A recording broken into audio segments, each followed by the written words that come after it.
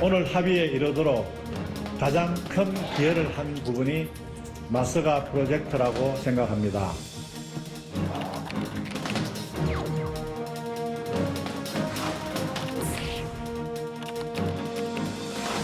우리나라한테는 기존 시장 대비해서 30에서 한 60% 정도 되는 정도의 시장이 하나 더 붙는 효과다라고 이해해도 될 것 같고요.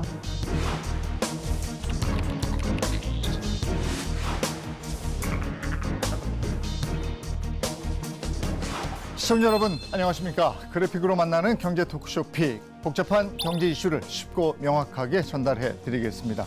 한미 조선 협력 패키지 일명 마스가 프로젝트가 본격적으로 가동이 되면서 조선업계의 관심이 뜨겁습니다. 미국 시장 진출 확대와 글로벌 경쟁력 강화에 대한 기대가 크지만 걱정 어린 시선도 적지 않은데요. 이 마스가 프로젝트가 K조선의 새로운 도약의 발판이 될 수 있을지, 현실적인 과제와 대응 전략은 어떤 게 있을지 관련한 궁금증들을 낱낱이 분석해 드리겠습니다. 경제 토크쇼 픽 시작합니다.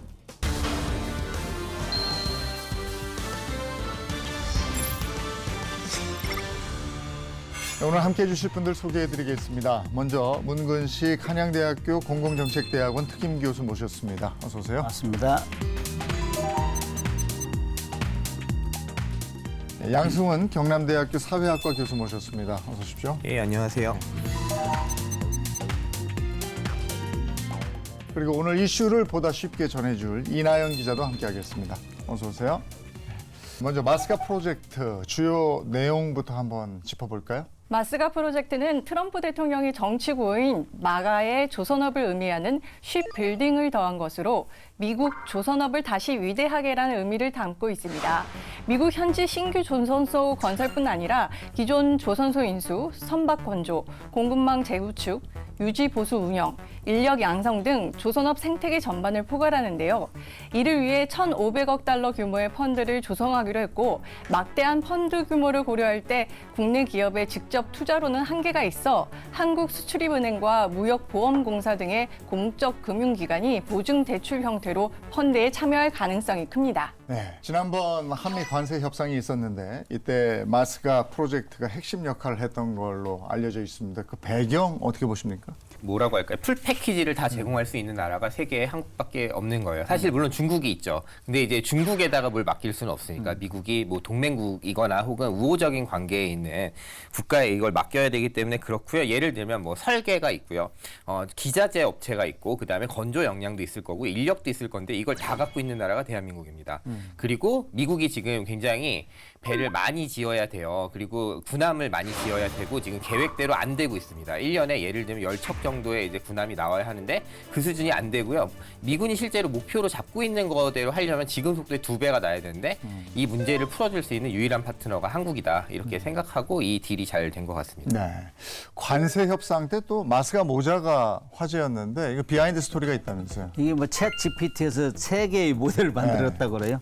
그 중에서 하나 선택해가지고 트럼프 대통령이 제일 좋아하는 거 빨간 모자, 그다음 골프, 그다음에 한미 국기 만들고 EST라고 돼. EST, Established 2025였는데 이거는 이 2025년이 원년이다. 네. 한미 조선 동맹을 하는 이 원년이다. 아이디어가 참 좋았던 것 같아요. 그래가지고 급히 만들어 대기하고 있었는데 협상팀이 협상하다가 딱 분위기를 보니까 이거 보내면 좋겠다 느낌이 와가지고 빨리 보내라 해가지고 인천 공항까지 달려갔다는 거 한 10개 네. 만들어 수공업을 만들어가지고 우리 기업인들도 큰 역할을 했다고 들었습니다. 구체적으로 어떤 역할을 한 겁니까? 일단 이제 한화그룹 같은 경우에는 이번에 김동관 부회장이 네. 실제로 이제 이제 딜이 있기 얼마 전부터 사실은 지금 필라델피아 조선소를 인수를 하기도 했고요. MRO 사업에 참여하고 실제 이게 한번 이제 이런 거 보여주는 거예요. 쇼케이스가 있는 거죠. 이제 한국 조선소의 기술이 들어오면 뭐가 된다는 이런 신뢰망을 구축하는 데 하나를 작업을 한 거고요. And since this is a special purpose vessel, it's equipped with devices not found on typical ships. Once the ship is fully assembled and able to float, it leaves the dock and moves to the next phase.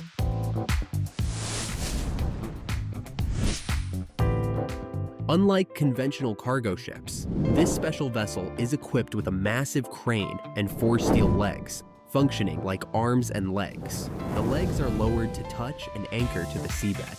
and the hull is lifted into the air using them as pillars. This allows the vessel to operate stably, even in rough seas. It almost looks like a floating island in the sky.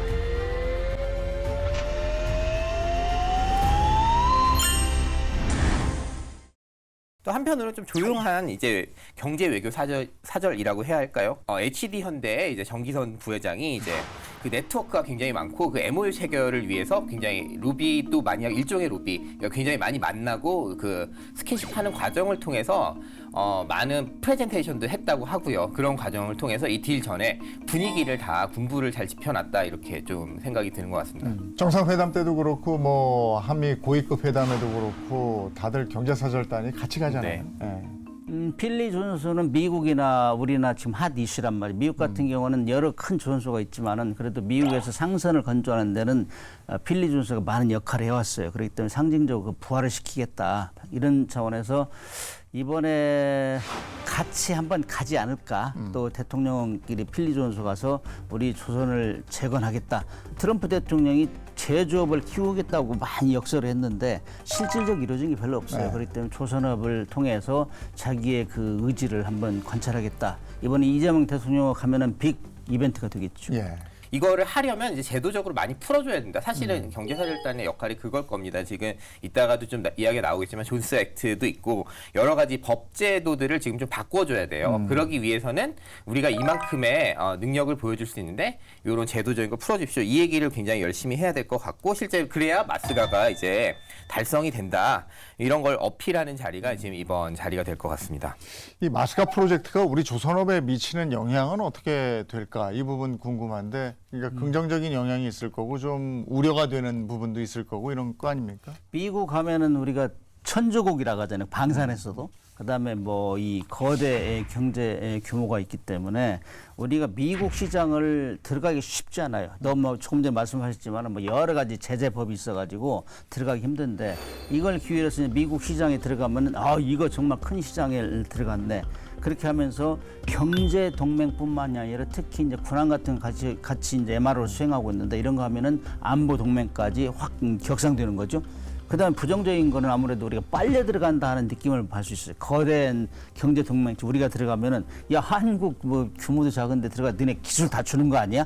달라고 하면은 다 줄 거고 뭐 기술자도 빼내고 뭐 항상 이 산업 스파이 많잖아요. 네. 그렇기 때문에 그런 면에서 우리가 유출될 가능성이 있는데 이런 걸 어떻게 우리가 제어하면서 우리의 이익을 추구하면서 미국도 이렇게 도와주고 이런 걸 하려면은 굉장히 머리를 많이 써야 된다 그렇게 생각해요. 그 우리나라 이 조선소들이 사실은 해외에 방산을 수주하기 위해서 되게 애를 써왔어요. 예전에 이제 군수 지원함 영국에서 수주한 적도 있고, 뭐 호주나 이런데 이제 노르웨이 뉴질랜드 이런 데서 수주한 적이 있는데 사실은 더 좋은 선박을 하려면 뭐가 필요한 트랙 레코드가 필요합니다. 그러니까 좋은 이제 방산 그 프로젝트 수행 실적이 필요한데 사실은 미국 군함을 한 것만큼 좋은 실적이 없는 거죠. 사실은 그런 면에서는 이제 기업 입장에서 보면 지금 약간 하나오션이 조금 앞서가고 현대도 이제 좀 MRO 참여 시작했지만 사실은 이제 시장을 실제로 창출할 수 있다는 기회로서 어마어마한 거라고 저는 생각을 하고 있고요. 뭐 우리가 다 알다시피 조선업에서의 세계적인 역량, 우리나라가 정말 대단한 수준이다 이렇게 알고 있는데 지금 세계 조선업의 현황은 어떻습니까? 지난해 세계 선박 수주 점유율을 보면 중국이 70.6%, 한국이 16.7%, 일본이 4.9%로 세 나라가 시장의 90% 이상을 장악하고 있습니다. 중국은 지난 2022년 수주 점유율이 51.5%였지만 지난해 70.6%로 급등한 반면 우리나라 조선소의 점유율은 같은 기간 31.7%에서 16.7%로 줄었는데요.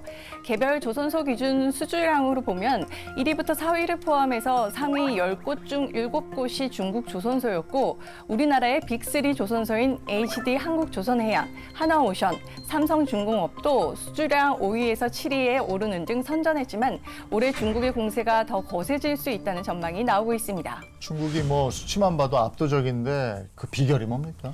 이제 잘 생각해보면 연도를 생각해보면 돼요. 우리는 이제 조선소를 대형 조선소를 1970년대에 만들었어요. 그러면서 설비를 계속 업그레이드하면서 써오긴 했지만 중국은 사실 2000년대 이후에 이제 조선소를 하다 보니까 큰 스케일로 할 수가 있고 큰 규모로 할 수가 있고 그 다음에 이제 설비가 최신식이기 때문에 대량 건조가 그래서 유리한 게 있고 설비의 효율이 높은 거죠. 그리고 이제 국수국조라는 기조도 있어요.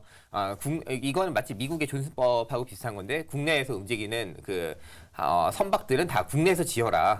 그렇게 하다 보니까 이제 해운세 물량을 이제 조선소가 많이 하다 보니까 시행착오를 많이 하면서 이제 굉장히 효율이 좋아지는 형태가 된 거고요.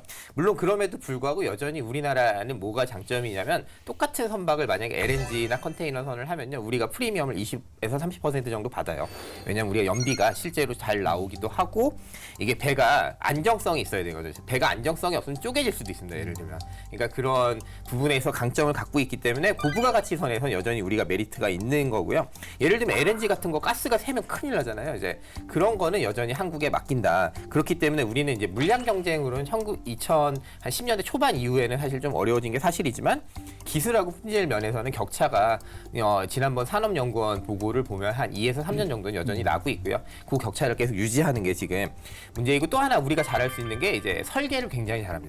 우리는 이제 대졸 이상의 이제 기계공학과, 조선공학과, 화공과 나온 친구들이 굉장히 설계를 잘하기 때문에 그 역량으로 지금까지 우리가 선전하고 있는 것이나 중국이 빨리 따라오는 거는 분명한 사실인 거죠. 중국은 국가 주도하에 키웠군요. 그러니까. 그렇죠. 우리가 이제 돌이켜 보면은 우리가 경제 성장률이 제일 높았던 데가 박정희 네. 대통령 시절이죠. 네. 국가 주도로 지정해 주는 거. 너는 이거에, 너는 이거에, 너는 이만큼 생산해, 너는 이만큼 생산해.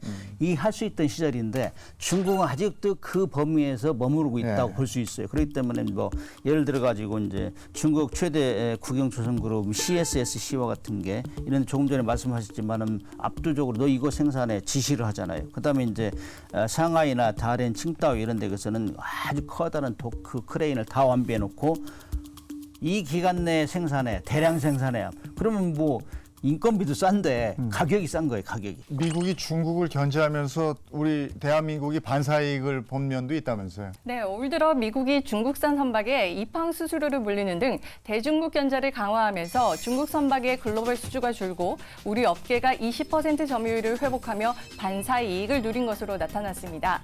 이러한 점유율 반등은 미국의 대중국 제재로 컨테이너선 건조 수요가 중국에서 한국으로 이동한 데 따른 것으로 분석됐는데요.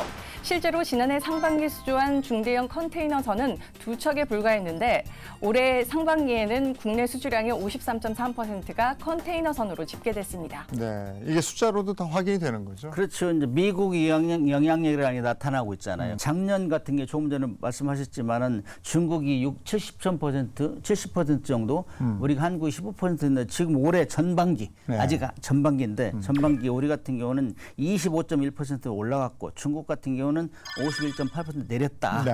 이렇게 얘기할 정도로 바로바로 차이 나는 거죠. 그래서 이제 이런 것들이 미국이 이제 이 압력을 가함으로써 우리한테는 좋은 기회가 오고 있다. 이걸 잘 살려야죠, 우리가.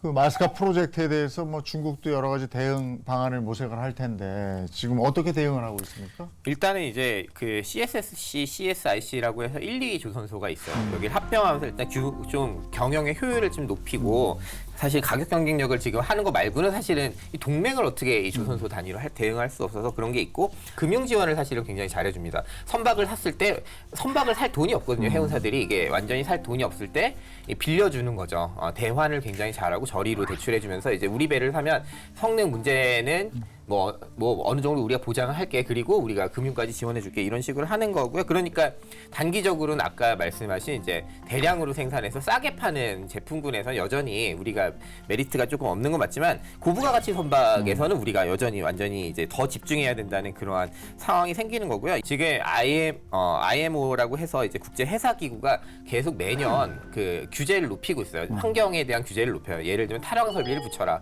탄소를 적게 배출해라. 이런 부분에 있어서는 배에 있어서는 자동차는 전기차를 잘하지만 배는 중국이 지금 그걸 잘 못 따라가는 중이거든요. 그리고 배는 사실은 저걸 못해요. 배터리 선박을 할 수가 없고요. 수소 배터리도 못해요. 그렇기 때문에 그런 면에 있어서 우리가 분명히 이제 강점이 있고 또 하나는 디지털 트윈을 우리가 굉장히 잘합니다. 디지털 트윈은 메타버스를 작업장에 구축하는 거거든요. 그게 이제 거의 우리 완성 단계이기 때문에 그런 이제 상류의 기술들, 고급 기술들을 활용해가지고 좀 브랜드 가치를 높이는 방향으로 우리가 대응하는 게 지금은 승산이 있는 거고 미국에 수출한다는 것 자체가 사실은 일정한 그런 수준의 브랜드 가치를 높이는 데 도움이 되리라고 봅니다. 또 마스카 프로젝트의 성공을 위해서 우리나라 조선 빅3 업체들 TF를 구성하기도 했는데 어떤 역할을 하는 거고 앞으로 어떤 사업이 진행이 되겠습니까? 조금 전에 언급했지만 중국 같은 경우는 국가 주도제잖아요. 네. 근데 그거는 우리는 할 수는 없어요. 그러나 지금 빅3 같은 거는 현대, 그다음에 하나오션, 삼성중공업은 그야말로 기술력에서 창의로 가기 때문에 이 조선소들이 정말 잘만 협력하면 시너지 효과를 낼 수 있어요. 그래서 태스크포스를 만들어가지고 정부하고 산업 간의 소통 채널을 구축해야죠. 그다음에 이제 구체적인 투자 계획을 협의해가지고 같이 할 수 있는 방안, 그다음에 이제 공공 민간 협의체를 기반으로 조성해서 마스가 프로젝트를 지원할 수 있는, 미국이 우리에 대해 핵 확장 억제를 해준다고 생긴 게 NSG잖아요. 네. NCG, 네. 뉴클리어 컨설턴트 그룹이잖아요. 핵 협의 그룹. 그건 미국이 이제 강자니까 우리를 도와준다는데, 우리 지금 상황에 제가 군 생활을 뭐 한 30년 이상 했지만은 미국이 이렇게 우리한테 갈급하게 간절하게 호소한 적은 없어요. 우리가 이 정도 조선 기술이 앞서가기 때문에 우리가 준다. 이번에는 우리가 그래서 주도적으로 SCG를 만들어라. 한미 SCG를 칼럼도 쓰고 그랬는데 이게 그런 형상이란 말이에요. 태스크포스 할 일이 그런 것들이에요. 공동으로 이제 R&D도 하고 그래가지고 한미 간에 선박이나 그 군함을 만들어 파는 거예요, 이제. 이 마스가 프로젝트 가동 후에 미 함정 수주에도 속도를 내고 있다고 들었는데 첫 MRO 수주도 따냈다면서요? 마스가 프로젝트가 본격 가동된 후 국내 조선소가 따낸 첫 MRO 수주인데요. 미국 해군 7함대 소속의 4만 1000톤급 화물 보급함 USNS 앨런 셰퍼드함의 정기 정비 사업입니다. 오는 9월 울산에 있는 ACD 현대미포 인근 암벽에서 정비를 시작해서 장비 검사 등을 거쳐 11월 미 해군에 넘길 예정인데요. 조선업계 양강 구도를 형성하고 있는 하나오션에 이어 HD 현대까지 연간 20조 원 규모의 미국 함정 MRO 시장을 뚫으면서 마스가 프로젝트 진행에도 탄력이 붙을 것으로 보입니다. 이 MRO 수주가 조선업계에 어떤 영향을 미칠까요? 사실은 MRO 수주 하나만 놓고 보면 그렇게 수익이 많이 난다거나 이런 건 아닙니다. 사실은 수익률이 굉장히 박하거든요. 뭐 실제로 우리가 새로운 걸 할 때 새로운 자재도 사고 이런 건데 이건 사실은 그런 부분에서는 약하지만 시장에 발을 들여놓았다는 점은 굉장히 큰 거예요. 예를 들면 예전에 우리가 자동차를 어떤 식으로 만들었냐면 리버스 엔지니어링이라고 해서 가져와다 뜯어가지고 네, 다시 네. 재결합하면서 한 것처럼 우리도 이제 미국의 인터페이스를 좀 알 수가 있게 되는 부분이 있고요. 그 미국도 사실 학습을 하게 될 거예요. 여기다 맡기면 되겠구나. 지금까지 사실은 이제 하나오션 하고 이번에 HD 현대 들어가기 전에는 다른 나라들 예를 들면 뭐 싱가포르나 유럽에 있는 조선소들이 그걸 했는데 시원찮았거든요, 사실은. 예, 그런 부분에 있어서 어마어마하게 성과가 날 거라고 생각하고 또 하나는 한국 관점에서 이런 믿음을 심어주게 될 거라고 생각해요. 이거를 미국에 있는 조선소에서 가져다가 MRO를 하면 될까? 잘 안 될 것 같다. 네. 결국에는 한국에서 처음에는 뭐 부품, 그다음에 모듈, 그다음에 큰 블록 단위 이런 거 하다가 결국에는 한국에서 배를 짓게 해야겠네. 군함을 결국에 한국에서 짓게 해야 되겠네. 이런 생각을 아마 좀 갖게 될 거라는 저는 생각을 갖고 있고 아까도 말씀드렸지만 그런 기록들이 계속 남으면 지금 사실은 시장이 굉장히 넓어요. 방산이 미국만 있는 게 아니라 미국하고 잘 되면 나토에 들어가 있는 국가들 전부 다 수출을 할 수도 있고요. 영연방 국가도 할 수가 있게 되면 그런 과정으로 볼 때 제가 볼 때는 단기 수익은 그렇게 좋지 않겠지만 장기적인 시장 전망에서는 굉장히 큰 도움이 되리라고 좀 봅니다. 그리고 미 해군은 앞으로도 함대를 계속 늘릴 계획이라고 들었기 때문에 그 규모가 또 어느 정도 되는지 그것도 궁금하고요. 네, 미 해군은 2054년까지 군함 381척, 무인 함정 134척, 총 515척 규모의 함대를 구축할 계획입니다. 미 의회 예산국에 따르면 미 해군이 신규 함정 조달을 위해 2054년까지 투입할 예산은 연평균 약 300억 달러 규모로 추산했는데요. 미국 내 조선소만으로는 수요를 따라잡기 어려운 게 현실이라 세계 최고 수준의 기술력과 생산 능력을 갖춘 우리나라가 효과적인 파트너로 떠오른 겁니다. 또한 미 해군은 연간 60억에서 70억 달러를 해군 함정 정비 예산으로 사용하고 있는데요. 미국 내 조선소 부족과 설비 노후화 등으로 인해 MRO 시장도 우리나라 조선업계의 진출 목표가 될 수 있을 것으로 전망되고 있습니다. 네, 앞으로 미 현지에서 뭐 건조 사업이나 MRO 사업이 진행이 계속 될 텐데 이때 고려해야 될 사항은 뭐가 있습니까? MRO라는 거는 메인터넌스 리페어 오버홀이에요. 함정할 때는 오버홀이라는 거는 이 MRO라는 거는 그래서 태어나서 장비가 태어나서부터 폐기할 때까지 다 관리해 주는 거예요. 부품 갈아주고 고장나면 고치고 그다음 새 걸로 교체하고 그런데 마지막 단계가 중간중간에 있는 게 오버홀이라는 건 정기 수리. 그거는 뭐 시계로 말하면 분해 소지하는 정도란 말이에요. 지금 들어와서 하고 있는 게 그예요. 하나오션에 세척하고 현대 이번에 들어 한 척. 4만 톤짜리, 3만 톤 이거 하면서 미국에서 깜짝 놀란 거예요.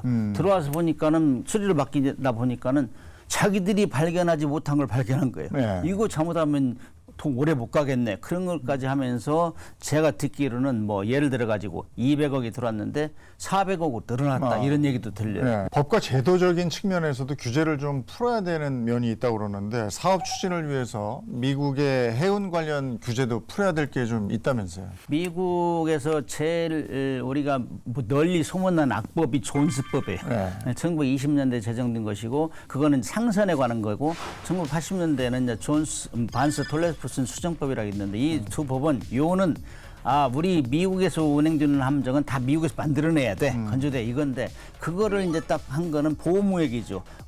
미국은 거대 경제 군무를 가지고 있기 때문에 우리끼리 해도 돼. 그런데 그것이 발목 잡은 거예요. 그래서 지금 뭐 모든 예를 들어 가지고 가장 힘든 것이 인력이 다 도망가 인력이. 악순환이 된 거지. 인력이 떨어지고 그러니까 월급은 올라가고 네. 그러다 보니까는 굉장히 힘든 거예요. 그래서 이런 것들을 고치자. 그래서 최근 들어서 막 여야가 힘쓰는 게 해운 동맹국 파트너십 법안 이게 머천트 머린 얼라이언스 파트너십 액트인데 이거는 그 법을 고치려니까 오래되고 여론도 수렴해야 되고 복잡해. 그러니까 이제 먼저 제시하면서 행정명령까지 하고 있어요. 미 대통령이. 네. 그래서 반스 톨레프슨 규정법 보면은 어느 거는 대통령이 승인하면 되게 돼 있어. 이런 걸 우선 고쳐가고 그다음에 동맹국 파트너십법 같은 경우는 동맹국에 대해서는 적용하지 말자.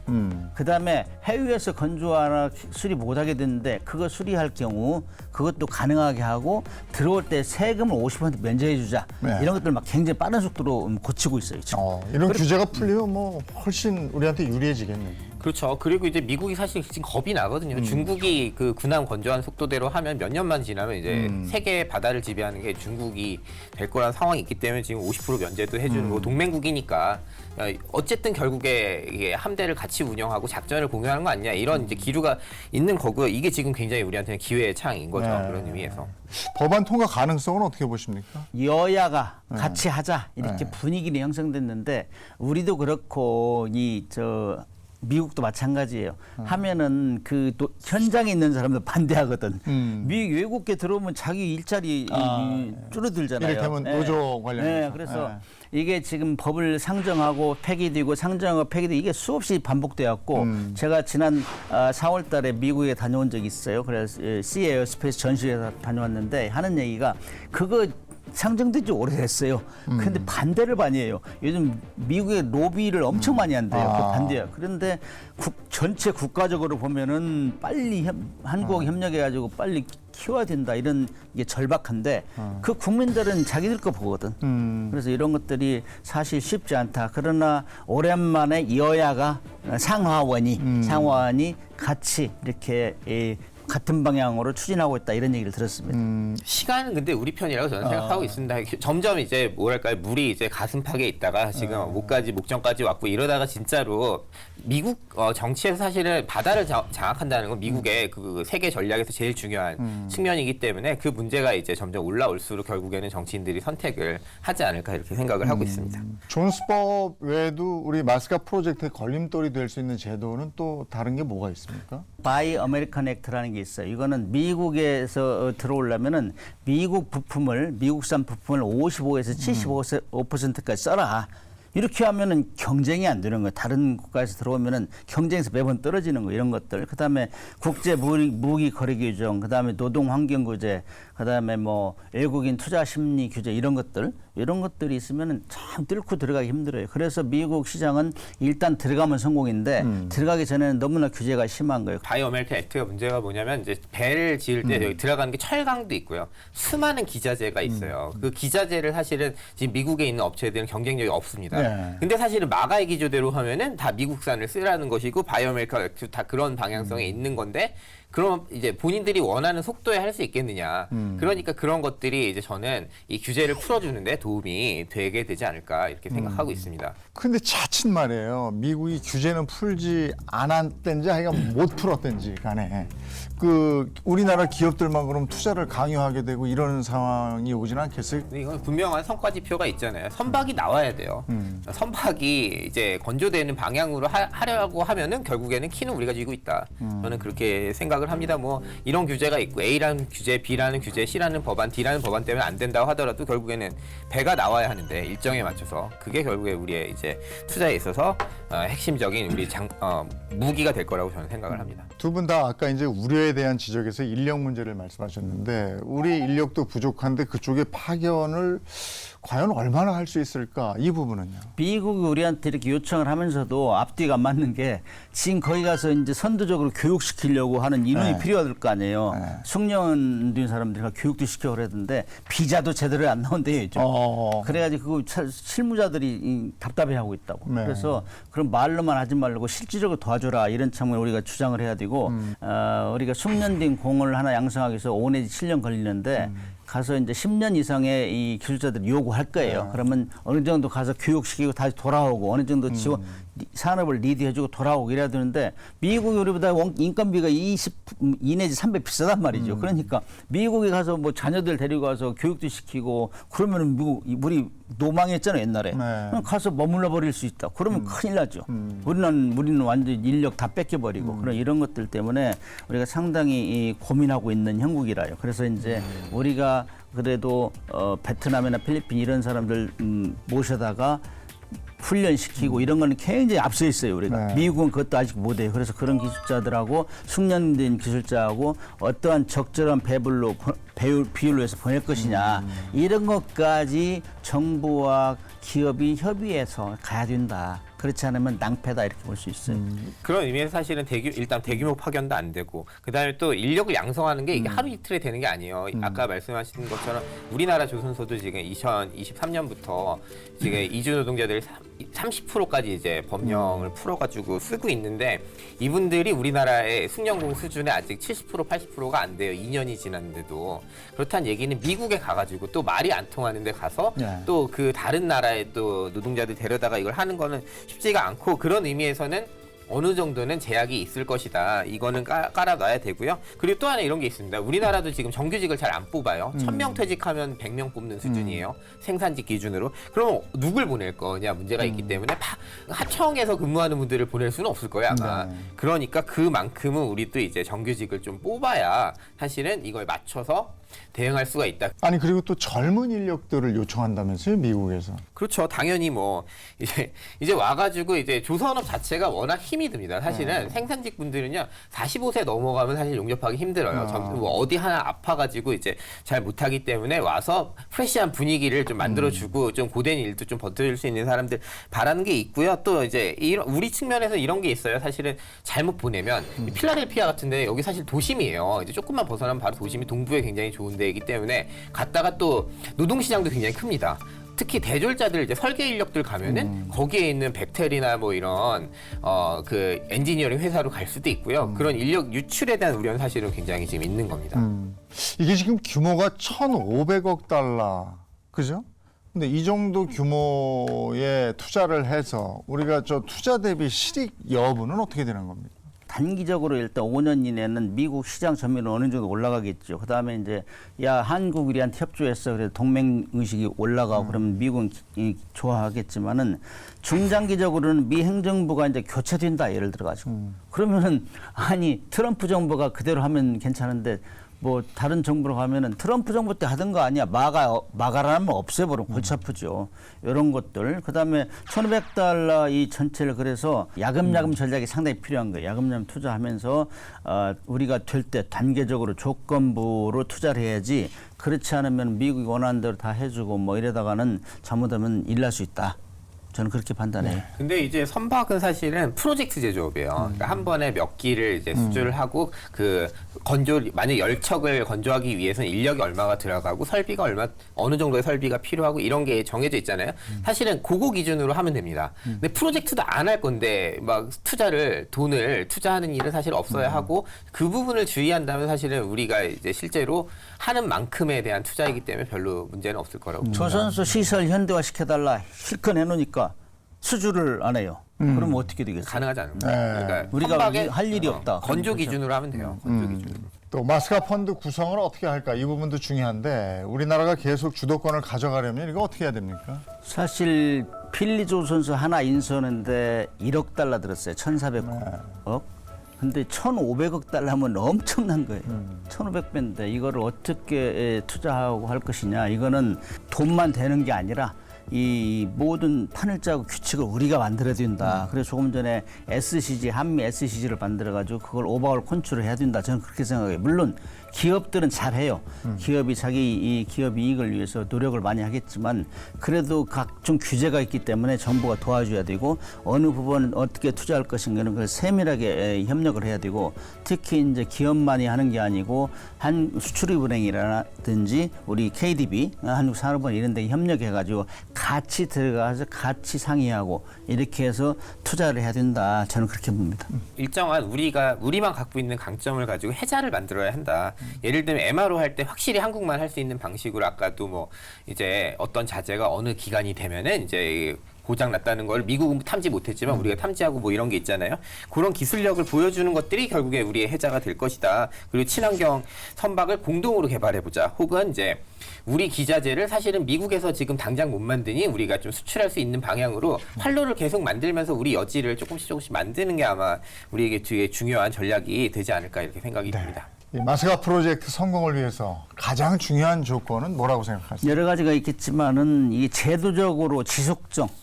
예를 들면은 뭐 실컷 그 MR로 한을 요청해 놓고 우리는 뭐 슬롯도 다 비워 놓고 다 이 협력업체에 해 놓고 했는데 수주를 발주를 안 해요. 그럼 어떻게 되겠어요? 그래. 지속성이 없으면 안 된다. 특히 정부가 바뀌었을 때도 지속적으로 갈 수 있는 제도적인 여건을 마련해야 되고 그다음에 현지화를 많이 요구할 거예요. 많이 요구하는데 우리 기술 다 줄 수 없잖아요. 우리 기술로 미국에서 만들 때 한국식으로 만드는데 우리가 빨리 들어가면 안 된다 이거죠. 그다음 미국 규제를 적절히 이제 우리가 차단하면서 우리 기술력을 정착시킬 수 있는 이런 방법이 구체적으로 논의되지 않으면은 굉장히 어렵다. 저는 그렇게 보고 있습니다. 인력하고 생태계가 제일 중요한 문제라고 생각하고 있어요. 지금 우리 조선소에서 지금 선박을 건조하는데도 숙련 인력이 계속 부족하고 고령화가 되는 상황에서 미국 사업까지 병행을 하게 될 겁니다. 이제 그러기 위해서는 그걸 해내기 위해서는 사실은 이제 정규직 채용 확대하는 게 중요하고요. 하청에만 의존하지 않는 어쨌든 인력 구조를 지속 가능하게 만드는 게 중요할 것 같고 그리고 우리가 이제 지역 차원에서 우리 지금 동남권이 부산, 울산, 경남이 사실은 조선업 가장 큰 클러스터인데요. 여기 생태계가 무너지지 않게 해야 사실은 미국 진출도 잘 될 거라고 봅니다. 그래서 투자 제도 다 중요한데요. 사람을 어떤 방식으로 지키고 좀 육성하고 할 거냐 이 문제를 좀 잘 가져가면 좋겠습니다. 네. 아직 넘어야 할 과제도 많습니다만 우리에게 새로운 기회가 주어진 만큼 세부적인 계획 잘 세워서 성장 동력을 마련할 수 있길 기대해 보겠습니다. 경제 토크쇼 픽 오늘은 여기서 마치겠습니다. 고맙습니다. 감사합니다. 감사합니다.